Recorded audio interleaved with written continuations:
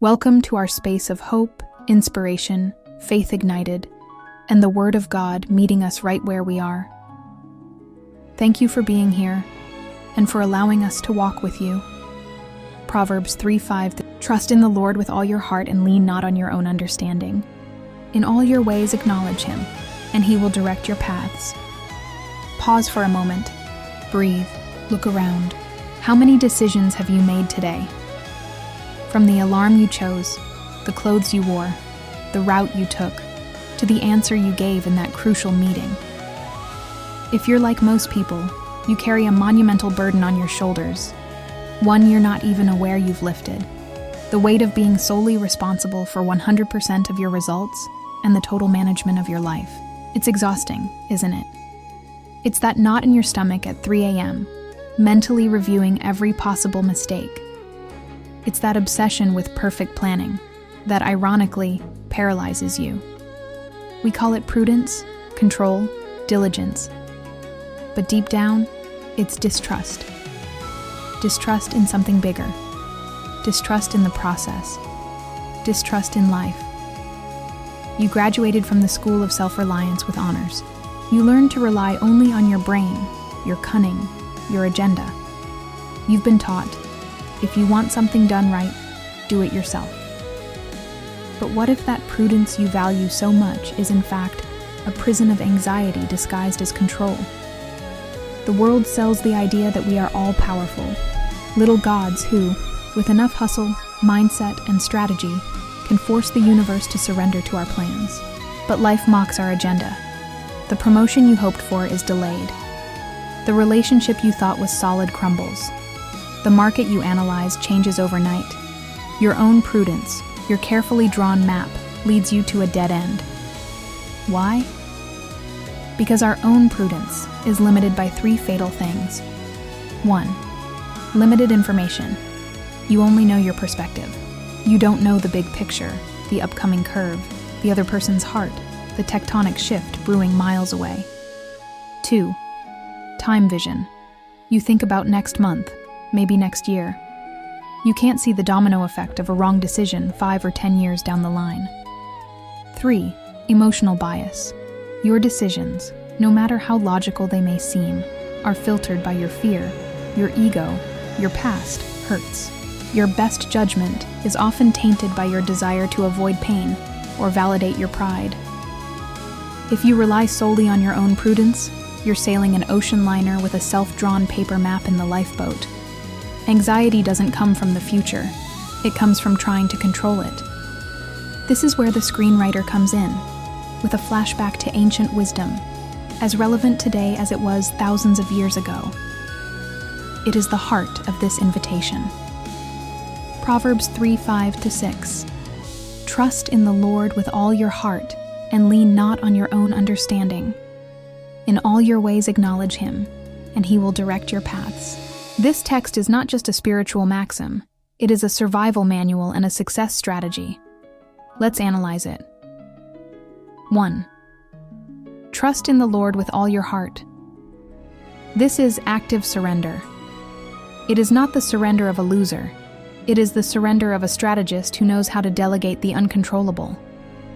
It is transferring the weight of the macro management of your life from your fragile mind to a force capable of managing infinite variables. The result, a drastic reduction in stress. Your heart is no longer torn between 1,000 anxieties and is focused on a single anchor.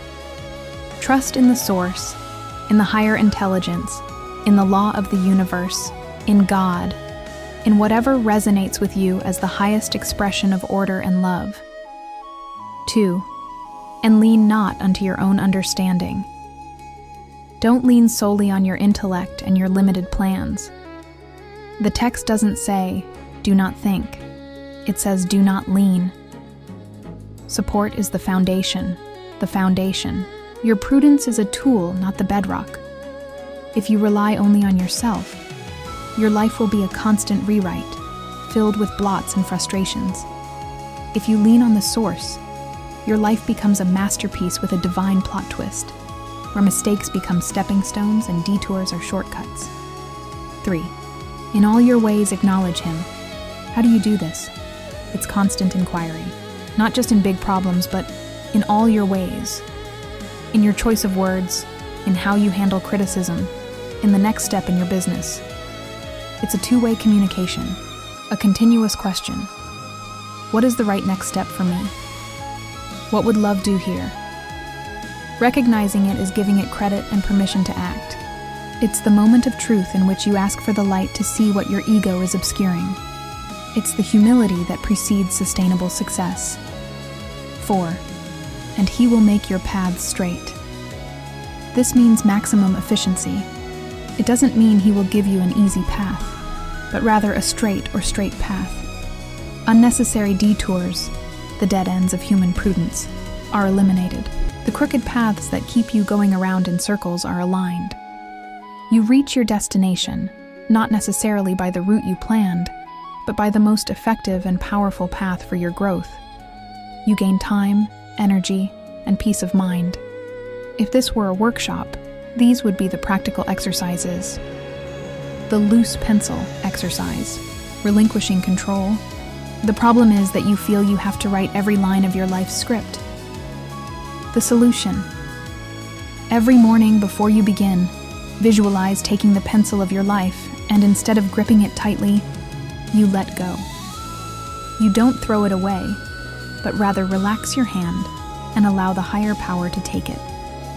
You mentally tell Source, I will do my visible part, what is in my hands. You do your invisible part, what is in your perfect will. I trust that your plan is best for me, even if I don't understand it today. Your task. Do 3 things today that you had planned, but with a consciousness of detachment from the outcome. Work hard, but without the anxiety of needing it to work exactly the way you want it to. The 3-second question. Active recognition. The problem is that you act on impulse, out of reaction, out of habit, without recognizing it in your actions. The solution. Before you send that emotionally charged email, before you make that financial decision, before you respond in anger, stop.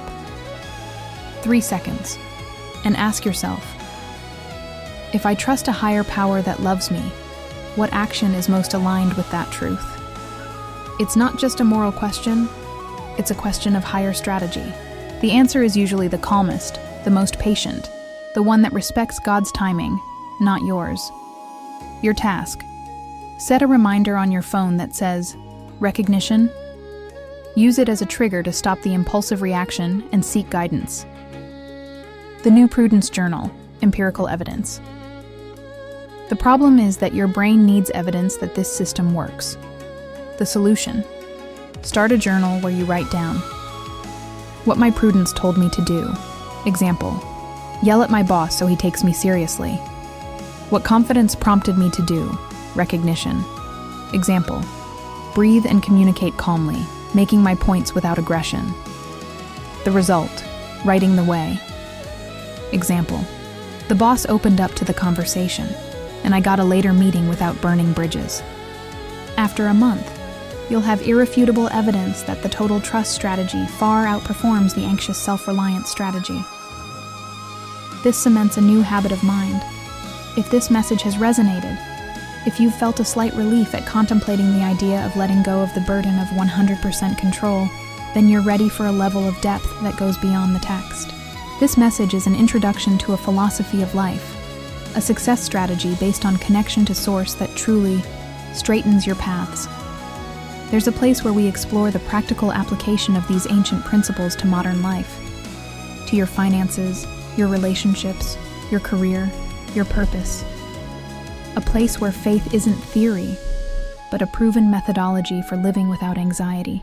That place is Gokrip. If this message touched your heart, like it. Help others find it. Subscribe to Gokrip, the truth that not only inspires, it transforms. Leave your request in the comments. We pray for you. You are not alone. I invite you, not as a spectator, but as an active participant in designing a life where peace and success coexist. A life where you work diligently, yes, but with the unshakable certainty that a higher power is orchestrating the details you cannot see. The script of your life is about to improve dramatically, but only if you allow the master author to take control of the plot. Take a deep breath. Do you know how many decisions you make every day?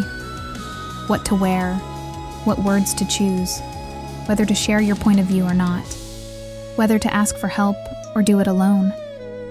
Sometimes it seems like we have to do everything perfectly and on our own, right?